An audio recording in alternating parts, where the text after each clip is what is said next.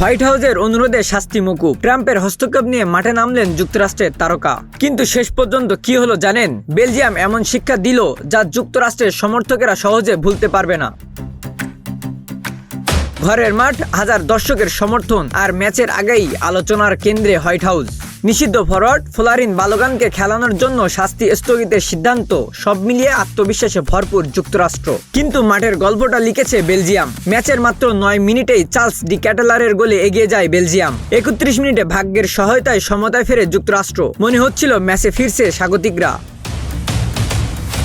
কিন্তু সেই আনন্দ টিকলো মাত্র 3 মিনিট। আবারও আঘাত করেন চার্লস ডি ক্যাটেলার। দুর্দান্ত হেডে নিজের দ্বিতীয় গোল করে যুক্তরাষ্ট্রকে আবারও চাপে ফেলে দেন তিনি। প্রথমার্ধ শেষ হয় 2-1 ব্যবধানে।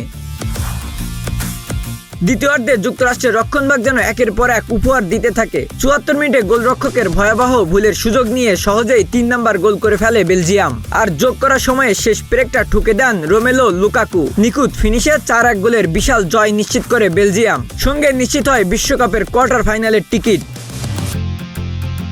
এখন শেষ 8-এ স্পেনের মুখোমুখি হবে বেলজিয়াম। অন্যদিকে ঘরের মাঠে স্বপ্নভঙ্গ হলো যুক্তরাষ্ট্রের। মাঠের বাইরের প্রভাব যতই থাকুক, শেষ কথা বলেছে মাঠের ফুটবল। আর সেখানে বেলজিয়াম ছিল একক আধিপত্যে।